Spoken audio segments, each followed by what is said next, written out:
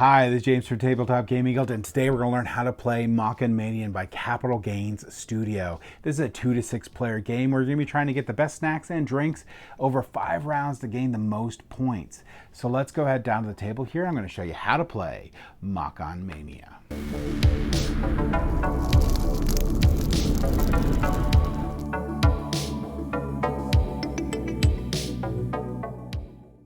All right, so this is what you're going to get in Makan Mania. Now, this is going to be set in an intense competitive time of the day. It's going to be lunchtime. You're going to roll your dice and be the first to grab your favorite foods. Be quick to sit at your seat so you can get the best drinks. You're trying to go through 5 different rounds here and have the most points by the end of the 5th round to win. Now, this game here is going to be set up by the number of players that you have playing here. So if you have 6 players playing this game, you're going to have all 6 tables out. If you're going to have 5 players, you'll remove the 5 and you'll have these 5 cards out. If you're going with 4 players, you'll have these 4, and if you're going down to 3 players here, you'll have these 3. So basically you're going to set up the cards in ascending order for the tables for how many players you have, except for the last player is always going to be the 88. Now, these aren't tied to the players. That's just going to be how you set it up. The other thing you're going to do is you're going to shuffle both of these decks here, and you're going to place out 2 of these Makan Mania cards for each of the players. So in this case, or in this example, we have 3 players, so we'll have 6 of these cards out. And you'll place out 3 beverage cards because we have 3 players. All right, now that we have that done, the other thing that we're going to do is we're going to set aside one of these beverage cards here to mark the round on this card here. Once we have 5 beverage cards on there, the game will be in the final round, and after that, the game will be over and the person with the most points will win. Next things we'll do is we'll put out these coins so everyone can reach them, and each player is going to pick a tray that they like and all the color dice for that tray. So, for example, here we have pink, orange, and black. We're going to go ahead and put out the black dice, the pink dice, and the orange dice. All right. And other than these 2 dice here, the rest of the dice can go back into the box. All right, so now we have the game set up. Everyone has their colors and we're ready to go. How do you play? All right, so at the start of each round here, we're going to reveal 2 of these cards and 3 drink cards. For the first round, we don't need to because we did that in the game setup, but later on, we're going to clear these out and put new cards out each round. You also, again, put aside one of the drink cards, but since we already did that, we're good to go. But just remember that you need to do that at the start of each round. Now, how do these rounds work? Well, you're going to have the rush and you're going to have the queue. So what you're going to do during the rush is you're going to take your 3 dice here and you're going to frantically roll them, and everyone's going to be doing this at the same time, trying to match the die faces on these cards so you can claim them. Now, these cards have a couple different things going with them. They can get paired with these drink cards for extra points in here, but they're going to have a type, which is going to be up here. They're going to have a value, which is going to be how many points they're going to be worth at the end of the game, and the dice that you need to get them. So in this case, I rolled these dice. If I don't have anything matched or don't want to put anything, I just keep re-rolling. But I could put this 3 here, put this 6 here, and put this 1 here, and claim all 3 of those really quick. Now that I'm done, I will place my tray on any one of these I want to pick. Now, you don't always want to pick the first tray, even though that will put you first in order for getting beverages, because of these bonuses that you might get. So in this case, I'm going to go ahead and put my tray on 1. Now, everyone else is going to keep on rolling these dice and placing them out there. They do have the choice of keeping any dice, so they could say, well, you know what, I don't want any of these left. I'm rolling, maybe, I'm good.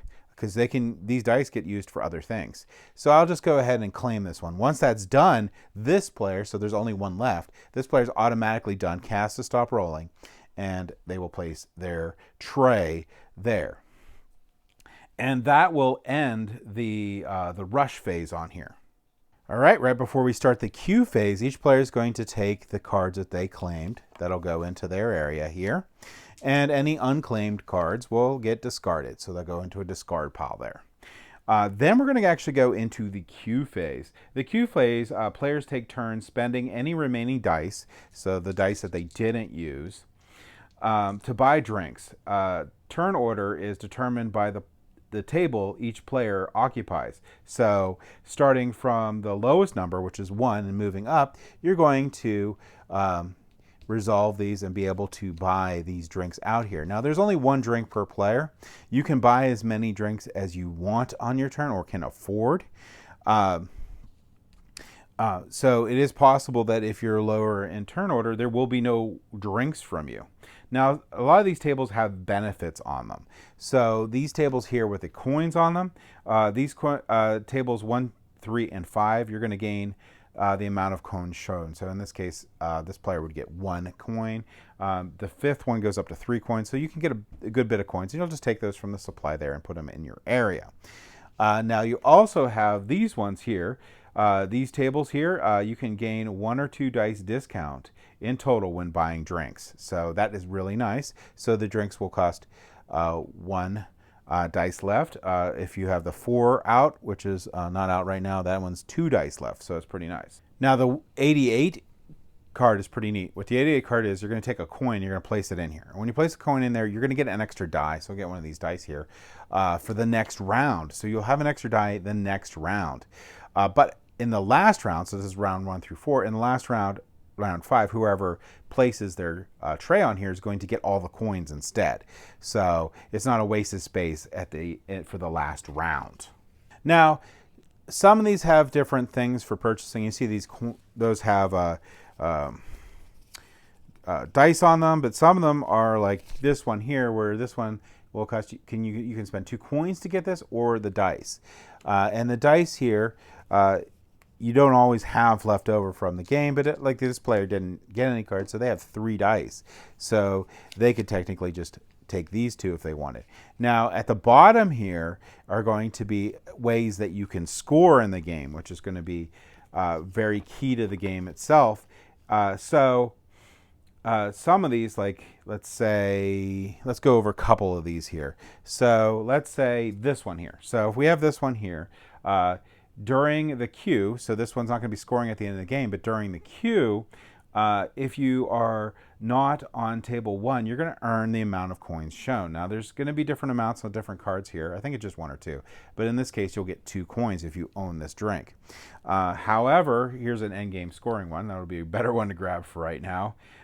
This one here is during scoring, pair this with an unpaired snack. So one of these snacks that you got, these cards here that don't have a drink already paired with it, you can pair it with it, and then if you do, you're going to get an amount of points shown here. In this case, 3 points. There's a couple other here. Some have dice discounts. Let's say like this one here. During the queue, gain the amount of dice discounts off your total when buying drinks. So this one's going to knock 2 dice off of when you're buying a drink in here. So some of these here, let's see, some of them need specific dice. So this one here, during the scoring phase, score 1 point for each copy of the dice faces shown on your food cards. So this will be a 1, 2, and 3. So you can get a point for those, which is pretty cool. Other ones that are in here. Let's see, there's this one right here. During scoring, pair this with any unpaired meal during your score to total score amount shown on the points here. So you can get up to 8 points in here, but it has to be an unpaired meal. You also have 2 more types in here. One of them is going to, let's see if I remember right, you're going to have, where'd it go? Yeah. Well, I think we went over this one. Each of your leftover dice from the queue earns you 1 extra money. No, we didn't go over that one. And then the other one is the opposite. So it'll have a little little line across it, which means that if you have no leftover dice in your queue, you will gain coins. So that's going to be the different drinks and the abilities that you can get from these drinks when you purchase them throughout the game, which are one of the things that you may want to let people pause when you're placing this out and take a look at what is on the board. So what cards, food cards are available, and what drink cards are available before you start the simultaneous rolling. That is always a good thing, I think, to do. But that's not all for special abilities. The trays that you get in the game also have special abilities, and these will go for the queue portion of the game because you're going to place these on the tables, and they will do different things. Like for, say, this one right here. At the start of each round, reveal the top drink card of the deck. You and only you may buy that card. So you can pick one, and you may buy that card during your turn during the queue. So this pretty much guarantees you a drink, which is really, really cool. The other one here, let's see, we also have this one. So this one here, at the start of the queue, you may jump to table 88, pushing players forward. If you jump to table 1, if you jump from table 1, you're also going to gain 4 money. So you're going to be able to jump to table 88 if you want, which will give you the die, which is really nice, and push everyone forward. Now, it's very important that if this is in play, this actually occurs before this card. And this one will be at the start of the queue. You may jump to table 1, pushing any players back. Each player you jump over may make a tsh sound and earn 1 money. But this will take effect before this card. So just remember that when you're playing. And if you forget, it's not a huge deal. But this one will double the benefit you earn from your table. So if you go on this table, you'll double and you get 2 coins. You go to this table, you'll get 2 dice. So discount. So you also have, there's like, there should be 2 more here. You also have this one right here. During your scoring, score 1 point per dice face you have the most of among the food cards you obtained. So this one's an endgame scoring one. And the last one's an endgame scoring one too. I actually suggest that you don't use these 2 if you're not playing with a higher player count, but that's up to you. During your scoring, score 1 point per drink you bought, which is pretty cool. All right, now that I made a mess of this area, once the queue phase is over, you're going to return all the trays to the player, return all the dice to the player. You're going to reset the snacks that you're going to have available and the drinks you have available. So you discard these. You'll start the new round. You'll place 2 each out of these. You'll place 1 out of these for each player. So you'll have 6 for a 3-player game of the snacks, and you'll have 3 of the drinks. And you'll place another drink card on this card here to show that it's another round. Once you get to the end of the 5th round, you're going to flip this card over. And once you flip this card over here after the end of the 5th round, this is going to be how you're going to do the scoring. So you're going to score for your food cards, which again, on these cards here, they have the points up in the upper right-hand corner here. And then you're going to score a point for each of your leftover coins. So this will be 5 points and stuff. Then you're going to score points if your tray has point scoring, and you'll score for your drinks. So some of your drinks will give you points that we went over. And the player with the most points will win. Now, if there's a tie, the win is shared because some things are worth sharing. And that's it. That's going to be how you play Makan Mania. Thank you for watching.